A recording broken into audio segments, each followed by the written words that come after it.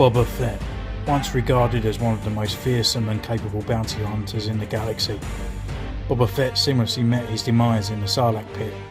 A survivor to the core, Fett lived to fight another day. Hello and welcome to Centurions Corner, and today we are reviewing from Star Wars The Black Series and The Mandalorian, Boba Fett from Tython, and not to be mistaken for the other Tython Boba Fett, where he's in his normal robes. So this is when he actually later in the episode gets all his armour and becomes a deluxe figure for $36.99.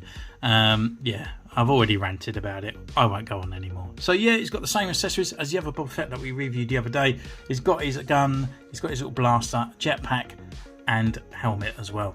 So down on the side, we've got the orange of the Mandalorian, going over to Book of Boba Fett here without his helmet on and looking pretty badass, and probably the most time we actually saw Boba Fett being the most badass baddie around her in the galaxy. He's number 22 in the Mandalorian line. We got the bio, shall I say, up here and his picture, and then we go all the way back round to the front. So I guess without further ado, let's just crack this bad boy open. So here he is in his blister pack, looking pretty cool. I really kind of like the sort of like a battered look of Boba Fett as well. It's really weird, isn't it? I really like the clean cut. I like the battered look and all that. But I think it's just because it's Boba Fett makes it scream out really cool. So we're going to take him out, get our first impressions. I'm not expecting much. I'm expecting exactly the same figure that we got before. It's just slightly a few different details down here on the belt. But I'm going to go away, put him through his poses, bring him back for a review, and we see you.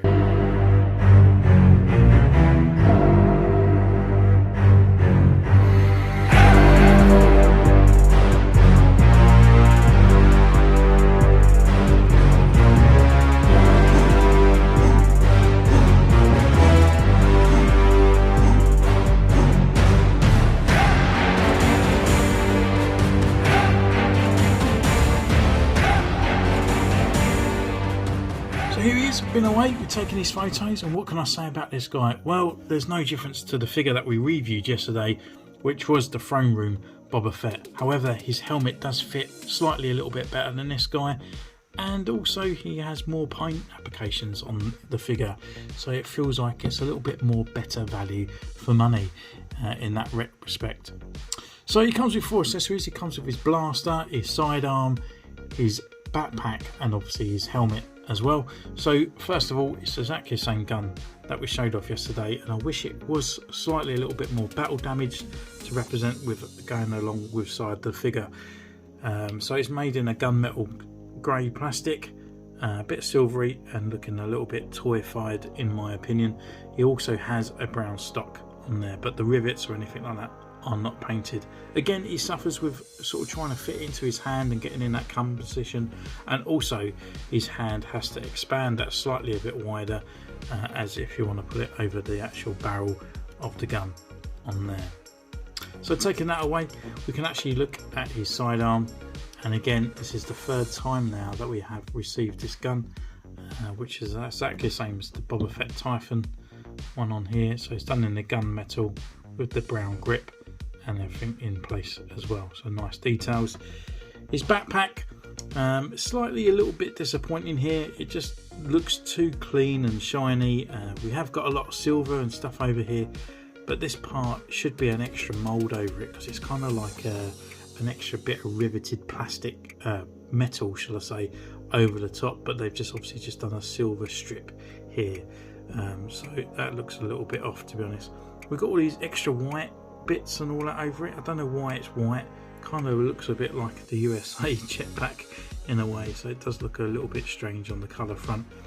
The actual green rocket up here is removable, but it is a little bit tighter than the other one that we had before, so just be very careful as you pull it out, putting that back in.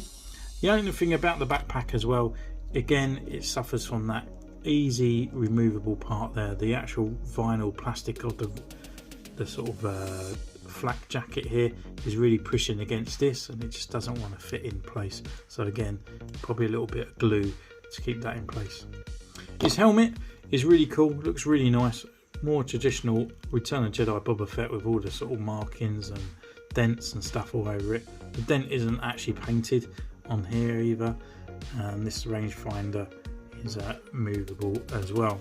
So looking pretty cool. This is the figure that I took off the Return of the Jedi Boba Fett, and I can see that I kind of sort of like misplaced the helmet. It's gone a little bit squished here when I tried to remove it off the actual figure because it was fixed on his head. But nonetheless, it's pretty cool to see something slightly identical. So taking that off, we can actually look at the Tamara Morrison head underneath, and again it is the same as the Tython Boba Fett, and also the other Boba Fett, which is just here. You can take this one off as well. So they've all got the same heads, same sort of scarring and stuff, but this one has the less scarring out the most. This one's slightly less than the one behind, so he's slightly healing, even though this one is actually set before this one on this side. So with his articulation, again, he has his head, he can go and look down this far, he can look up this way, left, right, he's got lower neck movement and also got a bit of swagger in there, but obviously it is hindered by this little bit of scarfing around his neck. Arm wise, can rotate all the way around. It also has a butterfly joint in there as well. We have a rotation at the wrist, or elbow shall I say, more than 90 degrees here. We've got rotation at the gauntlet part and also a rotation at the wrist, and it's also on the hinge. Waist can turn left and right, you can look down this far and look back. Leg wise can come up this wide, forward, back, upper thigh rotation. We have rotation at the knee and it's also on the hinge just down here, boot cut, and also the rocker and a pivot at the ankle. So the articulation at the knee looks a bit off because his kneecap is really low. It's kind of like at his mid shin level here, but I can understand why they have done that because of the knees underneath these sort of baggy pants that he has. With this one as well, he should only have one kneecap because you know, he didn't have all his armour at that point, so this one really kind of needs to come off as well. This one, the only difference between this one and that one is obviously he has the different belt. It's more of the gunslinger one on this one before he upgrades to this belt on here. So it's quite nice to see a sort of trans rather than them sort of just moving it over and stuff. It's quite nice to see that they have actually done that as well. Round on the back, he actually got a bit more of the bib part that comes down, a bit of a sash, when slightly this one here doesn't have that part. It just has the sash coming down the back on there. So yeah, I mean, it's a pretty good figure. I do like it. I mean, it is Boba Fett, isn't it? You know, and stuff like that. It is a nice looking figure.